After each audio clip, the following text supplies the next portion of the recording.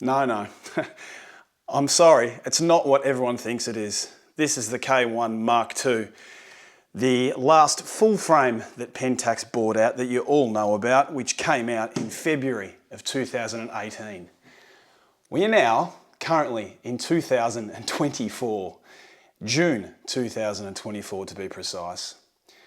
Since then, Pentax have brought out quite a few cameras, very niche cameras. They've brought out the K3 Mark III, which was released in April of 2021.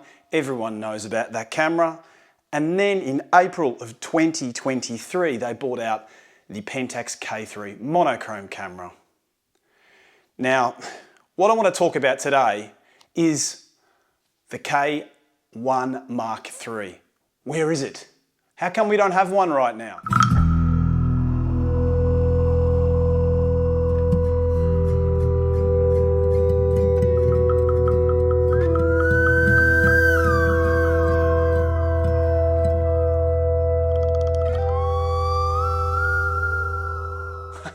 I really cannot answer that question. I wish I had answers for it. Unfortunately, I don't. At the moment, there is no rumours about the K1 Mark III anywhere, and I'm sure a lot of you diehard Pentaxians out there and people that want to step into Pentax are waiting for a K1 Mark III to come out. And why is that? Okay, if we step back to April 2016, when the K1 Mark I came out, it was a groundbreaking camera. A camera that I still use today. I've got my K1 Mark I actually in the factory right now being repaired because I broke the mount on it when I was on a mountain trip recently. Unfortunately, it's a bit of a costly damage to it, but I'm getting the camera repaired because I still today love and use that camera all the time when I go out in field. It's a brilliant camera. Why do I say it was groundbreaking? It had that brilliant swivel screen on the back, excellent 36 megapixel Sony sensor built into it, in-camera shake reduction, astro tracer, so much technology that I could go on and on and on about that people losing. Pixel shift, even something else. It was so groundbreaking when it came out, and it still is today. The technology in that camera, still today in 2024, still stands up against its rivals. But because the Pentax cameras have always been so groundbreaking, people want more. And I really hope that in the factory right now, Pentax are bringing out a K1 Mark III. Let's hope they are. This is my idea about what I think will be in a K1 Mark III. So let's hope my predictions are right. So let's get stuck into it. As far as a pattern goes with Pentax, when they brought out the K3 Mark I, not that, so we're talking about an APSC sensor. Not long after that K1 Mark III came out, they brought out the K1, which had a lot of the technology in the smaller sensor, but into a full frame sensor. That pattern continued throughout the whole Pentax phase. So from the K3 APS-C into the K1 models as we moved along. It's like they experimented that new technology on an APS-C sensor, correct? So I'm hoping that they're building a K1 Mark III with a lot of the same technology that they've had in the K3 Mark III. For example, very high ISO performance. Now, a lot of people are talking about this and they're saying, how far could you actually push the ISO in a K3 Mark III? Now, the K3 Mark III, from experience, I have the camera right here. I tested the camera even before it came out, the prototype model, which is actually this one here. And from my findings, I was finding 6400 was very clean and very little noise in it. 3200, you were coming out with incredibly beautiful images. I've been shooting this at over 20,000, and with noise reduction technology, I'm still getting very good quality images. So I'm kind of hoping in the new K1 model, we have that built-in technology, that technology to really push that ISO very high. Something else in the camera that wasn't in the K1 beforehand was the autofocus. Now the autofocus in the K3 Mark III with a good lens on it is very, very accurate and quick compared to the old K1 models. Everyone have always said that Pentax lack in autofocus, in accuracy and speed. And they're right. When you compare it to the Nikons and the Canons, yeah, they are a bit laggy. They're a bit of a tractor as a camera. But the K3 III has shown you that the autofocus performance is far more superior than before. So I'm really, really hoping that they put that in there. We've got a different menu system and everything built in to the K3 III. So I'm hoping they're going to put that technology into a new K1 model. Obviously, they didn't have the swivel screen on the on the K3 Mark III, did they?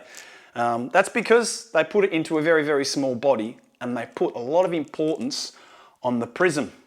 Now, I'm not going to go and talk about the prism that much, but I can tell you that the glass to make this pentaprism is very, very superior to any other camera on the market in my opinion.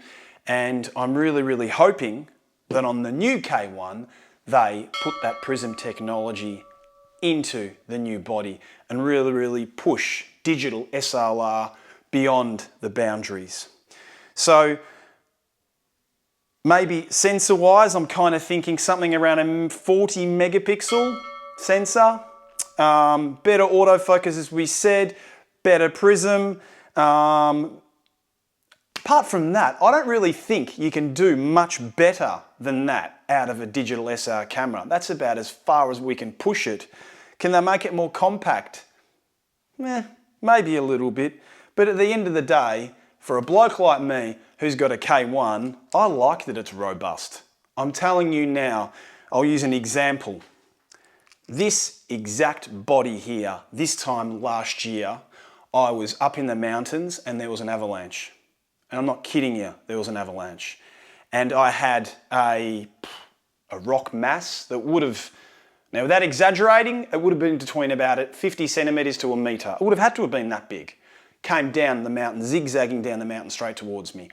I ran and dived to move out of the way of this rock mass that was coming down with this camera and the 70 to 200 in my hand. As I fell to the ground, the camera rolled forward.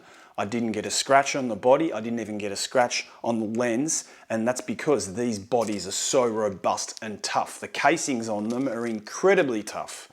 And I really, really hope they continue to make these really, really tough bodies.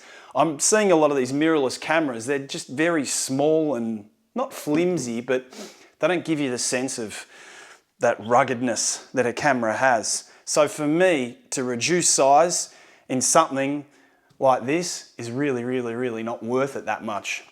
Now, the last thing I want to get into it, I don't want to take things too far because at the end of the day, these are all predictions. Like I said, I've got no one telling me what is happening. No one knows about a K1 Mark III. All I want to say is, why hasn't something came out since 2018 as far as a full frame goes? Well, we had material shortages. We know we had issues with silicon. So we had problems with sensors. So there was definitely in the factory an issue with getting in these raw materials to make these cameras. And I know that for a fact worldwide. Pentax continued to bring out cameras, not a full frame. Like they said, they brought out the monochrome and they brought out the K3 Mark III. I'm thinking that they're not pushing out a K1 Mark III at the moment because to justify the fact that they're going to stay in the digital SLR market, they really need to have something that's going to shine like it did when the K1 Mark I came out. It needs to have something in it that is going to define the fact that, hey, digital SLR users, are you thinking about going mirrorless or not? Look, we're going to give you something. We're going to punch something in your face that's going to make you want to stay.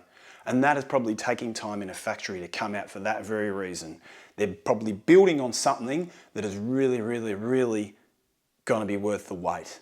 In the meantime, for you Pentax users out there, in my opinion, we've still got some awesome cameras that are still standing up against time. We can still continue to use them and wait for a new K1 to come out. Now, a bloke like me, a professional landscape photographer, a guy that goes out in workshops, a guy that uses my materials a lot, I'm still believe today that the images I'm taking with the Pentax camera are better than what other people are taking with other cameras. Optically, performance-wise, look, I'm not a sports photographer, I'm a landscape photographer, so performance-wise, they're doing a very, very, very good job. I've talked about this in a video in the past, why I still shoot with Pentax. So that's something else to talk about. But I think for the time being, we can hang off and we can wait for something new to come out. I'm kind of hoping it does in the next 2 years at the most. I really think it will happen next year. We know that the new film camera is going to be launched right now in the next few months, which is quite exciting for people who want to jump into film photography. We've seen that the market out there is huge for black and white photography because they've sold the monochrome twice over. It's gone well beyond predictions. So the same will probably happen with the film camera. So I'm thinking right now, okay, it's not going to happen now while the film camera's coming out. They're going to give it time and then bang, next year, no later than the year after, so no later than 2026, we're going to have a new K1 Mark III that is going to have some really, really good technology in it to make Pentax users want to stay. Now, why wouldn't you want to stay if something doesn't come out? A lot of people prefer full frame. I myself prefer full frame over APS-C for many, many reasons, which I'm sure a lot of you know. But look, if something doesn't come out in the next 2 years, we're going to be having cameras that are starting to get old. All right, they're very reliable cameras. I've never ever had a problem with my K1 since it came out in 2016, so 8 years. All right, but a 10-year-old camera is going to start giving you issues. Now, when that happens, it's going to be difficult for a new buyer, isn't it, to go out there and say, hey, I'm going to go out and buy a second-hand K1. If you've already got one, you probably keep hold of it. I hope this is useful information to you to make you understand what is happening with Pentax at the moment as far as a full-frame camera goes. I could be wrong in my predictions, but I'm very, very confident something is going to happen soon. So in the meantime, get your cameras, go out and enjoy photography, and let's just kick back and wait for some gossip. See you till next time, everyone. Bye for now.